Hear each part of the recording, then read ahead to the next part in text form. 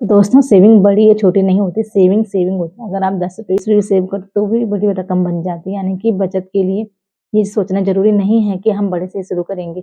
आप छोटी रकम से भी बचत शुरू कर सकते हैं। तो दोस्तों जब आप लोग सेविंग करते हो तो आई होप कि आपको जो पैसा है जमा होता है, चाहे वो 10,000 हो, 20,000 हो, 30,000 हो, वो आपके बुरे वक़्त में हमेशा काम आता है। आपका पैसे बुरे वक़्त में काम आता है, ऐसे ही आपके काम आता है, बाकी सब बाद में काम आते हैं। तो दोस्तों चाहे आप 10 रुपये की सेविंग करो, 20 रुपये की सेविंग करो, इतना ज़रूर कहूँगी कि सेविंग करना शुरू करो एक से। हेलो दोस्तों, नमस्ते, कैसे हो आप? आई होप आप स्वस्थ होंगे, मस्त होंगे। स्वागत है आपका मेरे चैनल रीना रानी ब्लॉग में। दोस्तों जैसे आप लोग जानते हो कि इस चैनल में आप लोगों को मोटिवेशनल और बचत से लेके वीडियो बताई जाती है। तो आज की जो वीडियो है बचत के ऊपर है, 20 रुपये की छोटी-छोटी सेविंग के ऊपर आज की वीडियो है कि कैसे आप 20 रुपये की छोटी-छोटी सेविंग से भी एक बड़ा अमाउंट इकट्ठा कर सकते हो। यानी कि डेली की 20 रुपये की सेविंग और इकट्ठा करें एक बड़ा अमाउंट।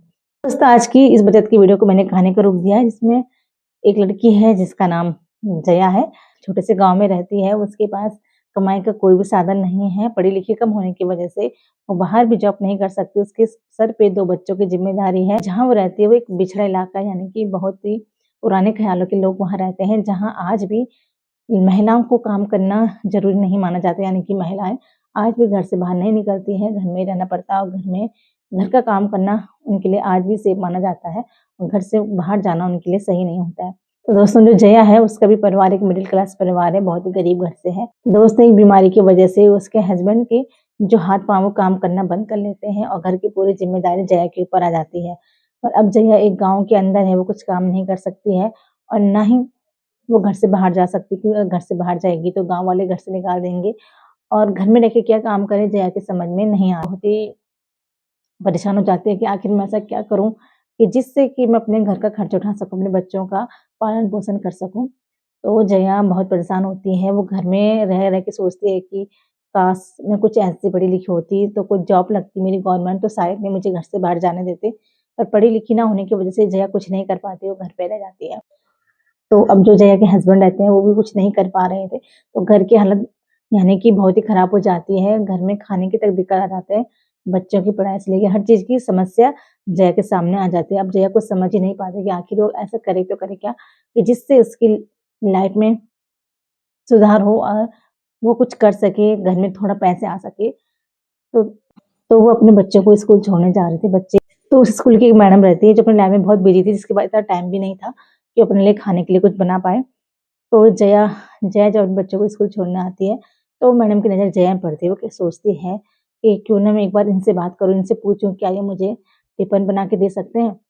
तो वो जया के पास आती है, जया को कहती है कि आपसे मुझे एक काम है। तो जया कहती है हाँ जी बोलिए। वो कहती है कि मुझे खाना चाहिए क्योंकि मेरे पास खाना बनाने का टाइम नहीं है और मैं इतनी बिज़ी रहती हूँ कि मुझे खाना बनाने का टाइम मिल ही नहीं पाता है। तो क्या आप मेरे लिए खाना बना के ला सकती हो? जिस टाइम आप अपने बच्चों को स्कूल छोड़ने आओगे, आप उस टाइम के मेरे लिए खाना बना के ला सकते हो? तो पहले तो जया घबरा जाती है कि आखिर ये क्या बोल रही है, मैं क्या करूँ? उसे समझ में नहीं आता है कि मैं हाँ बोलूँ कि ना बोलूँ। वो मैडम को बोल देती है कि मैं आपको कल आके बताती हूँ और घर चली जाती है। जब वो घर चली जाती है, अपने हस्बैंड से बात करती है, कहते हैं कि बात है मैम ने मुझे ये सब करने के लिए बोला। तो उसका हस्बैंड कहता है कि बात तो तुम्हारी सही है, पर एक बात याद रखना कि खाना तुम अच्छा बनाते हो, ये मैं भी मानता हूँ। पर वो मैडम है, ना जाने कैसा खाना खाते हैं, शहर के लोग हैं, स्टैंडर्ड खाना खाते होंगे, क्या तुम वो बना पाओगे? तो जया थोड़ा घबरा जाती है, उसे लगता है कि बिल्कुल सही कहा है। मैडम किस तरह खाना खाती है, मैं मुझे मालूम नहीं है, मैं उनके लिए कैसे ना खाना बना सकती हूँ। और वो सो जाती है, स्कूल बच्चों को छोड़ने मैडम को मना करती है कि मैडम मेरे से ये नहीं होगा, क्योंकि मैंने कभी ऐसा काम किया नहीं है और ना ही मुझे इस तरह का कोई खाना बनाना आता है। मैं बहुत सिंपल और सीधी लड़की हूँ, गाँव के हिसाब से खाना बनाती हूँ। तो मैडम कहती हैं चलो कोई बात नहीं, अगर आप गाँव के हिसाब से भी खाना बनाते हो, तो जैसा खाना आप खुद के लिए बनाते हो, खुद के बच्चों के लिए बनाते हो, आप वैसा खाना लाके मुझे दे सकते हो। तो फिर जया सोचती है जब मैम ये कह रही है कि जैसा आप खाते हो वैसे दे दो, तो उसे लगता है कि चलो यार ठीक है, कम से कम कुछ तो मिला, कुछ सहारा तो मिला। फिर मैम कहती है कि अगर आप मेरे लिए खाना बना के लाओगे, तो मैं आपको महीने के 2,000 रुपए दूँगी। तो जया खुश हो जाती है, सोचती है कि चलो काम ढूँढ ही रही थी, अब सामने से जब काम आ रहा है तो मैं क्यों पीछे हटूँ, और वो हाँ कर देती है। अब मैडम से 1,000 रुपए एडवांस लेके घर आ जाती है और अपने हस्बैंड को बता देती है कि मैंने मैम को हाँ कर दी है और कल से मैं उनके लिए खाना लेके जाऊँगी। और वो खाना बनाना शुरू कर लेती है। तो वो मार्केट में सामान लेने जाती है और वहाँ से अच्छी-अच्छी सब्जियाँ लेके आती है, सोच के कि मैम अच्छा खाना खाती होगी और खाना बनाना शुरू कर लेती है। उसका जो कहते हैं टिफ़िन सर्विस शुरू हो जाता है मैडम से। अंदर से ज़्यादा मोटिवेट हो जाती है और उसे लगता है कि चलो मेरा काम सही है, मैं ऐसे थोड़ा बहुत अपने घर में खर्चे कर सकती हूँ। पर उसका दिमाग अभी यहीं तक था कि उसने सोचा कि अब मैम के लिए खाना बनाना 2000 मेरा आएगा, उससे ज़्यादा उसने सोचा नहीं था। तो जब धीरे-धीरे वो ये काम करने लग जाती है, उसे मैम पैसे देने जाती है, तो उसका हस्बैंड उसे कहता है कि आज तो मैडम काम दे रही है, तो हमारे पास पैसे आ रहे हैं, कल के दिन अगर मैम काम छोड़ देगी, तो उसके बाद हम फिर क्या करेंगे? हम फिर उसी हालत में आ जाएँगे। उसका हस्बैंड उसे कहता है कि दे जया चाहे तो ₹10 बचा, ₹20 बचा, पर तू सेविंग करना शुरू कर। वो समझ जाती है कि जो ये कह रहे हैं बिल्कुल सही है और वो मार्केट जाती है, वहाँ से एक गुल्लक लेके आती है और डेली का ₹20 की सेविंग शुरू करती है। ₹20 वो ₹20 थे, जो उसकी सब्ज़ी से या मैडम के सामान से बचता था, जो वो डेली मैम के लिए सब्ज़ी लेने जाती थी मार्केट से नई सब्ज़ी लेने। उन सब्ज़ी में से जो भी ₹20 बचते थे, वो गुल्लक में डाल देती। 1 साल तक जया ने धीरे-धीरे ऐसे ही किया, तो वो डेली 20-20 रुपए गुल्लक में डालने लगी। तो जब धीरे-धीरे उसका गुल्लक भरने लग गया, तो 1 साल बाद उसने गुल्लक फोड़ दिया, उसने देखा कि गुल्लक में 7,300 रुपए सेव हो गए। तो जब उसकी जितना पैसा उस गुल्लक में निकलता है, उतना शायद उसकी महीने की मिलता भी नहीं था, तो उसके लिए वो बहुत बड़ी रकम हो जाती है।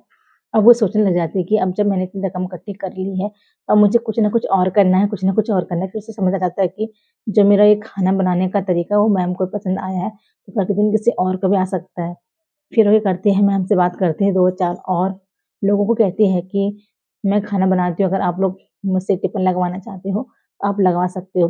फिर उसके अंदर एक हिम्मत रहती है कि अब तो मेरे पास पैसे भी है, किसी से एडवांस नहीं लूँगी और खुद से शुरू करूँगी। जब मैं तो फिर ये करती है, 5-6 लोग ऐसे ढूँढ लेती है कि जो जिनको ज़रूरत थी टिफ़िन की और उनसे बात करती है कि मैं आप लोगों को 10 दिन तक फ्री में टिफ़िन दूँगी।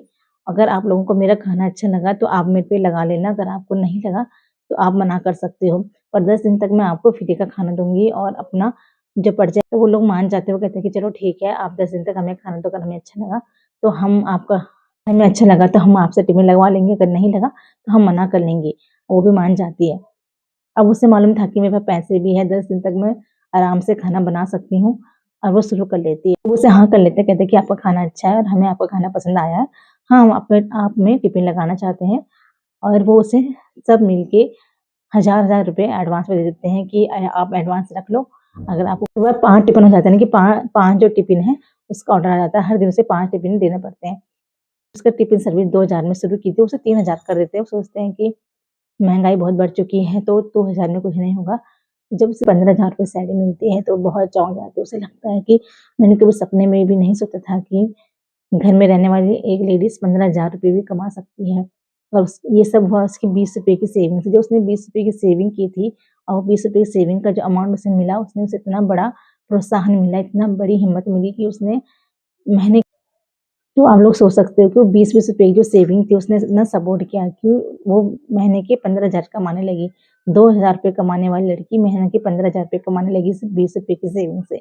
उस ₹20 की सेविंग से इतना प्रोत्साहन किया और वो लाइफ़ में आगे बढ़ गई और उस अपनी लाइफ़ अच्छे से जीने लगी।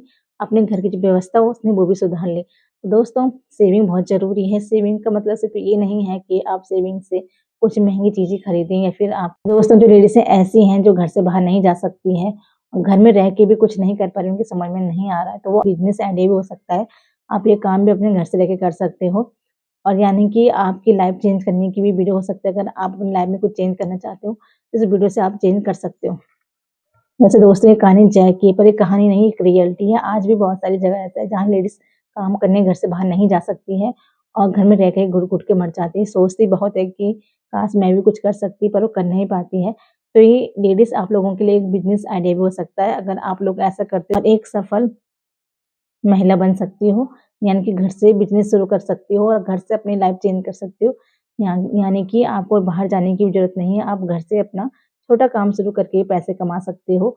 तो जो लेडीज़ें ऐसी हैं, जो मजबूर है, घर से बाहर नहीं जा सकती है, कई स्थिति होती है, बच्चे छोटे हैं, घर वाले जाने नहीं देंगे, तो वो ये काम भी कर सकती है। ये एक बिज़नेस आइडिया भी हो सकता है। दोस्तों आपको ये कहानी कैसी लगी मुझे कमेंट करके ज़रूर बताएँ।